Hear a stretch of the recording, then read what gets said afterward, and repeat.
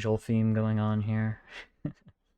I think this is this one right here. I think this is from Buffy, I think. I'm watching Buffy right now. There's a character named Angel. I'm like 90% sure that's him. And so when I was looking up Angel GIFs, this one came up and I was like, I gotta add it. I think he gets his own spin-off or something. I don't know. I'm only on season 2, so no spoilers. Alright, let's get a fresh project going on here. Alright. So a couple new things in there already. But let's start with let's start with this actually. So if you're a first-time visitor to the site or a returning visitor, there's now going to be this like update thing that pops up that actually like gives details about the update as well as like some update history stuff. And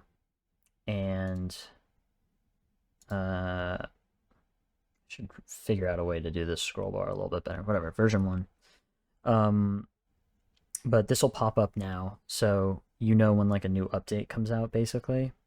Or if it's just if it's like your first time to the site, it will like load the demo project and then open this. But yeah, so now updates won't just like mysteriously appear. You'll get like a little pop up, and if you don't want them, you can turn them off, of course.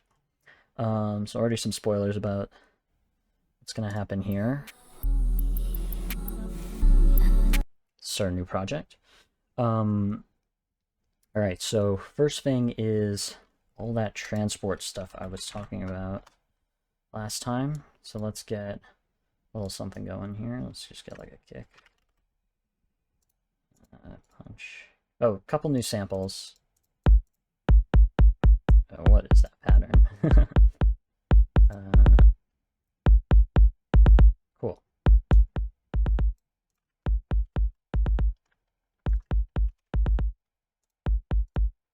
So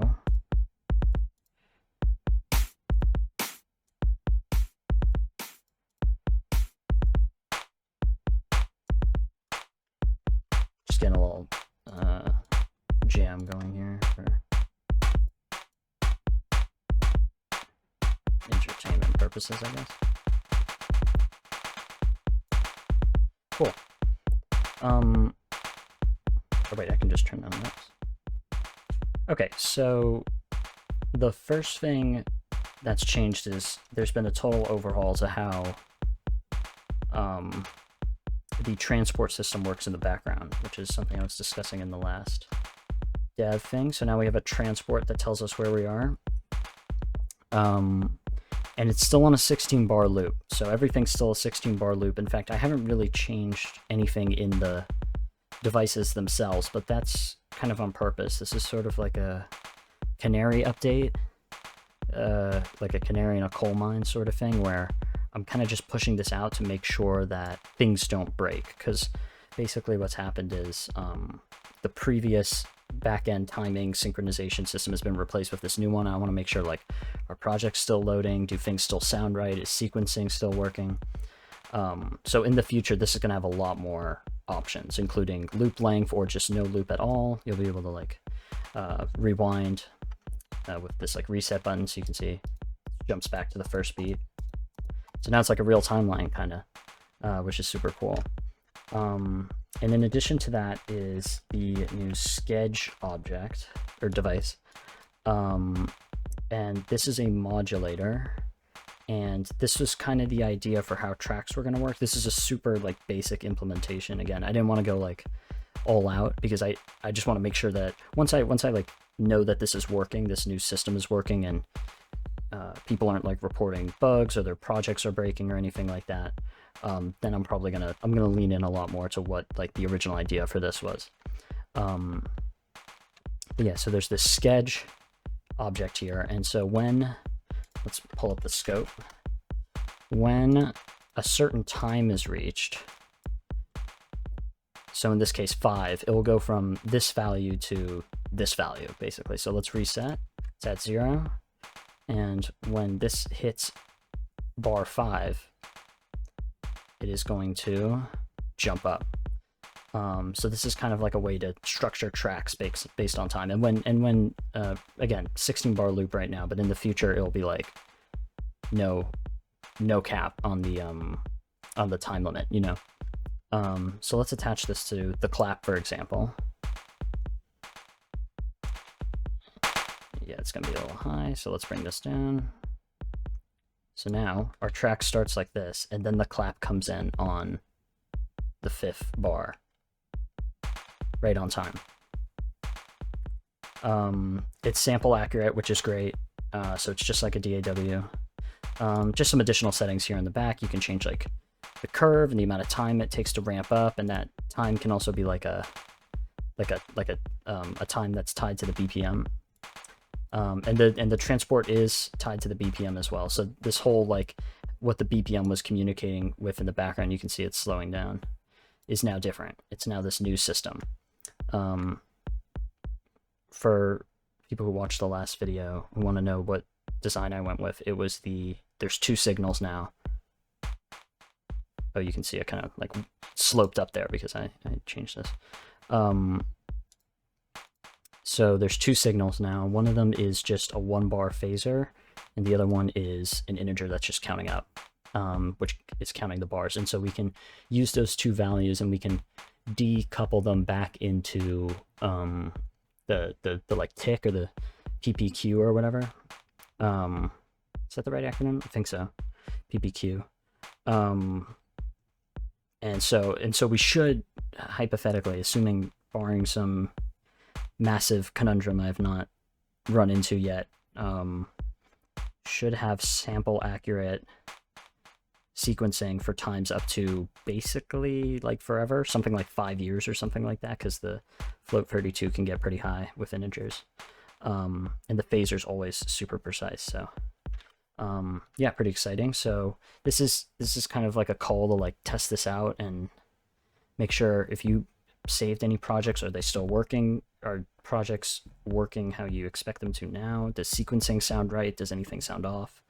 I don't think it should sound off, but you know, just it's a pretty big change, so I want to be extra careful. All right, cool. So, and the next thing is an exciting feature. So a lot of people are wondering about custom samples.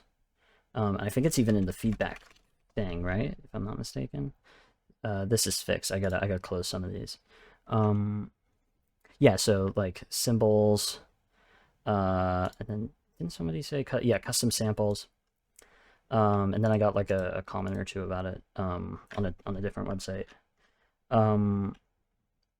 So custom samples are a little tricky, and by custom samples in that context, I'm talking about I think what most people mean are like samples from their computer.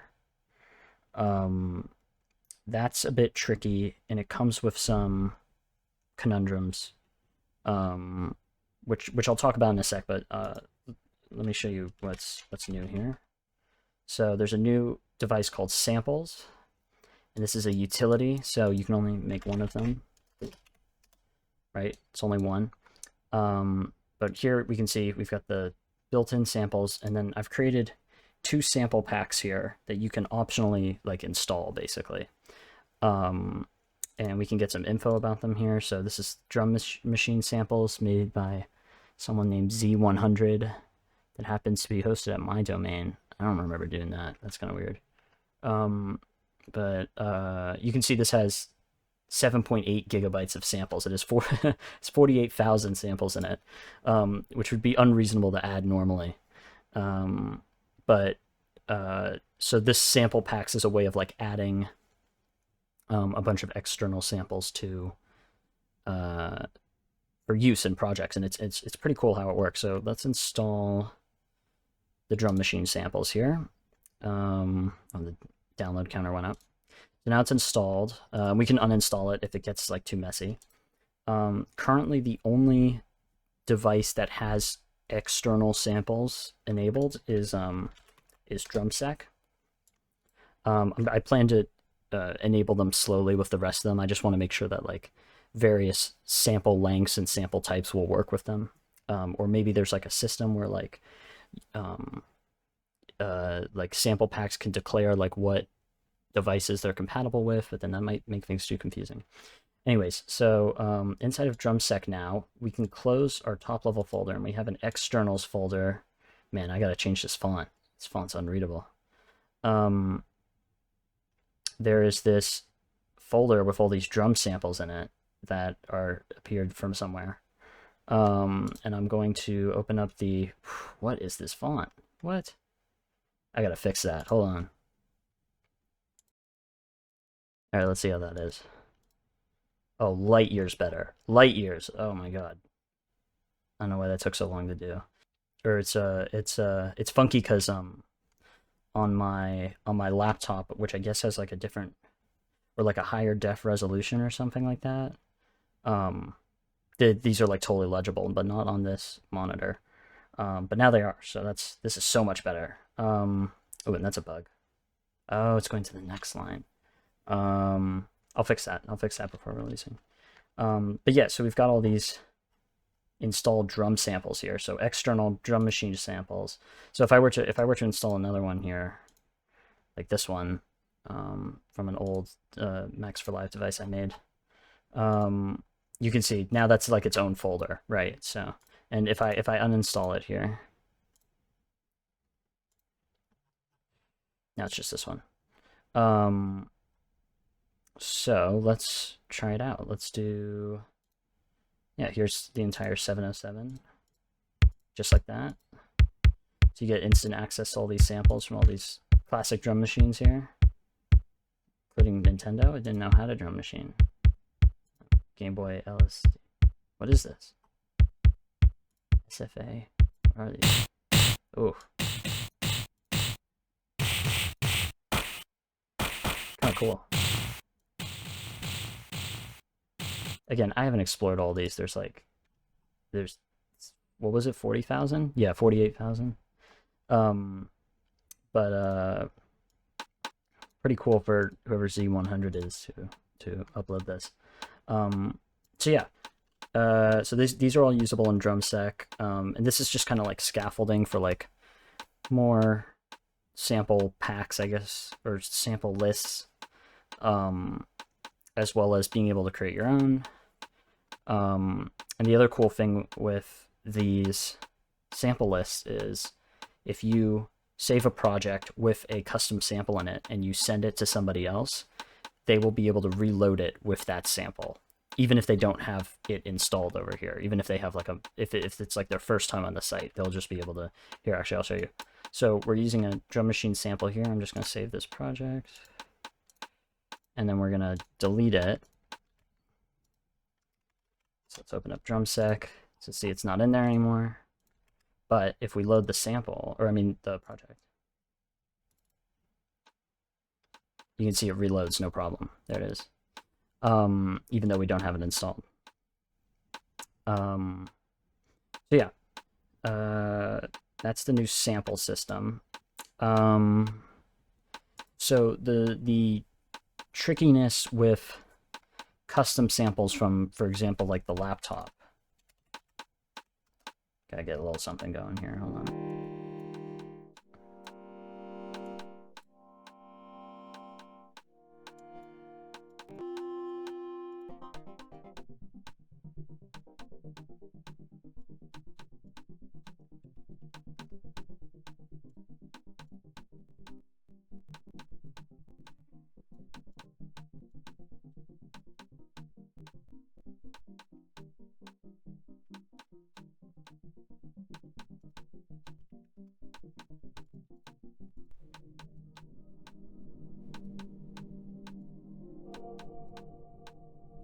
Oh, actually, that would be cool.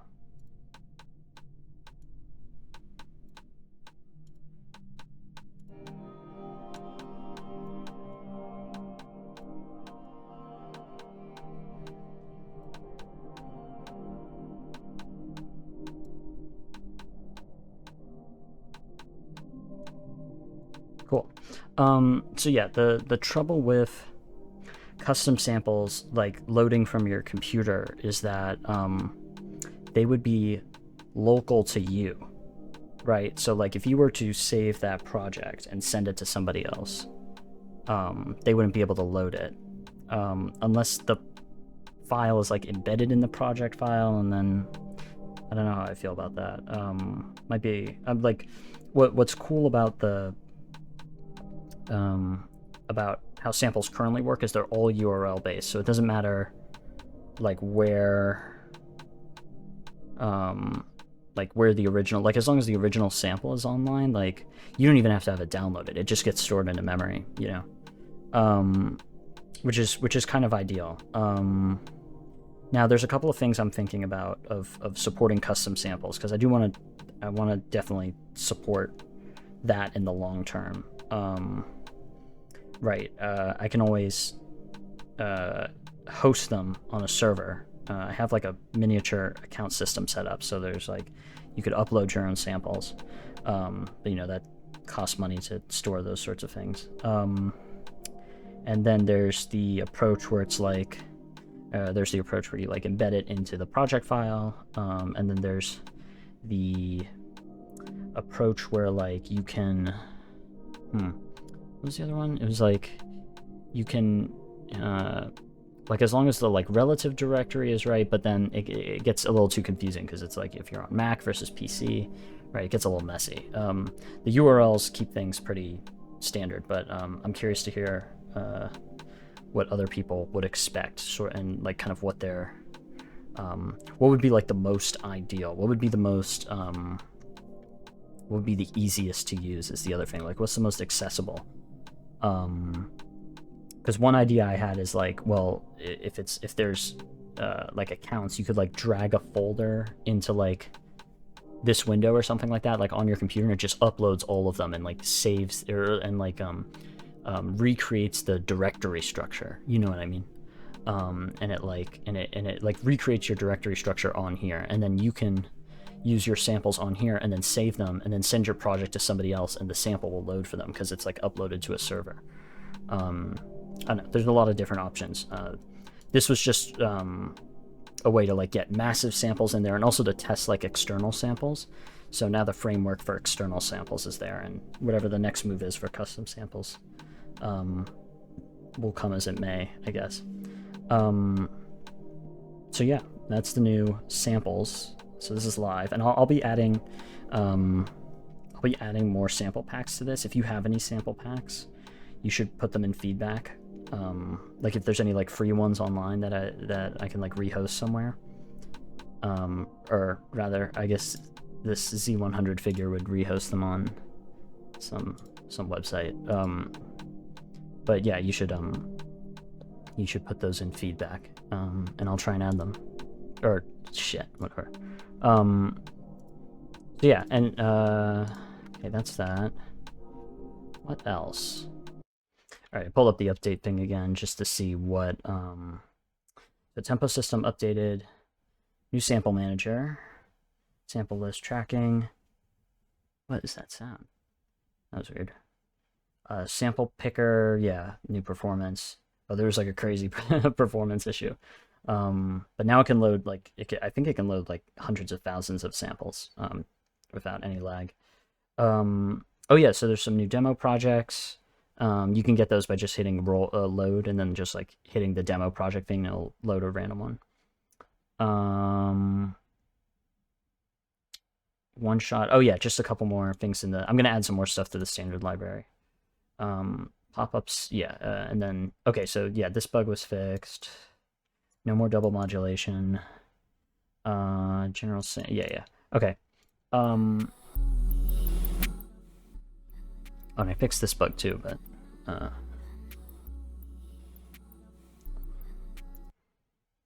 right, I think that's everything, except let's pull up feedback and see. All right, this is done, so I can mark that as closed. I think I'm gonna mark this as closed, but I'm gonna like reopen a new one for like custom samples, or you know what? I'll delegate it to. Oh, you can see I replied to this one. Yeah. If If they are in a local samples folder for the project, sdaw knows the path. I don't think about the as much as like stut and slice. Ooh, yeah, some more stut and slice stuff, huh? Okay. Yeah, I agree with that. There definitely needs to be more. I mean, I have a really big collection of stuff that I'm just like waiting on to put into slice. Stut is harder. Those acapellas that are free and like commercial free are hard to come by unless you know a source, in which case let me know somehow. Yeah, but the tonal stuff I can add to stut for sure, and yeah, I definitely want to come back to custom sand. So I'm gonna keep this one open, and then close this one because technically there's a bunch of crashes and rides that got added, just not in the standard library. Maybe I could like change this to say like samples in the standard library or something. This is the first thing I'm gonna do with the new synchronization backend. So there's a lot of things I want to do with the new synchronization backend. One of them is, and it's mentioned here a bunch, like step numbers. 100%. These are like the top 3 things actually in this order. The first thing is going to be LFO. The next one is going to be step numbers in both drumsec and the sequencer, and also maybe slice. I'm probably going to go one at a time though, just to make sure everything's like working correctly. Taking it slow. Oh, I forgot to do this. I gotta make that a little bit bigger. Dark mode and selectable backgrounds. Yeah. Customization, more non-aqua. I think I submitted this one.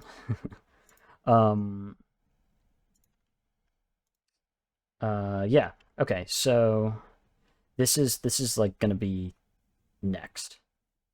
Like this is definitely in the next update. The other thing I have planned for the next update is an instrument, which is nearly done. Maybe an effect, maybe a new effect.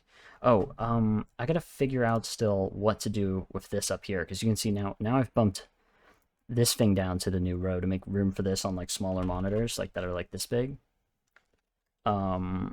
So I need to figure out what to do with this, like where to put all of these basically. Like what's a easy accessible UI thing that isn't just the new device maker,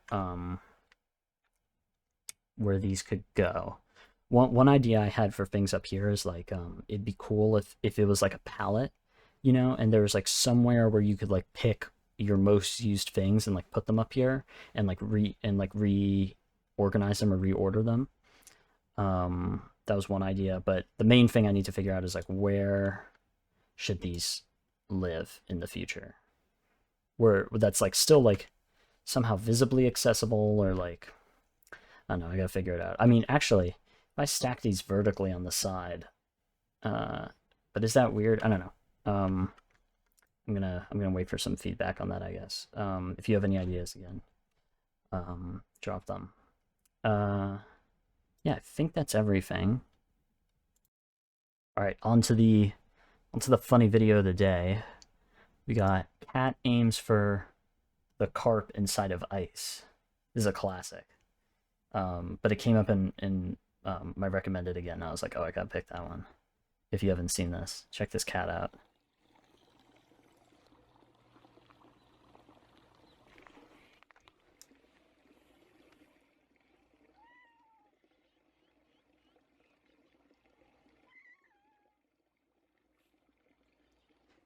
I feel like the cat would be like freezing on this ice, or maybe it is. I don't know, or I don't know if like cats know that. You know, like maybe they like don't feel that.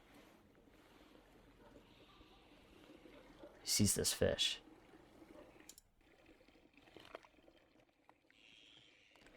There's no way that water's got to be too. Oh, this no.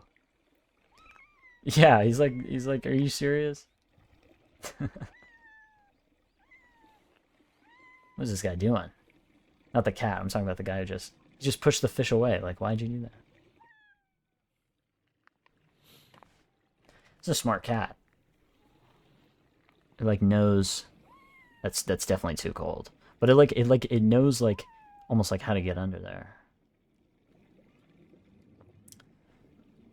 Does he get his fish at the end?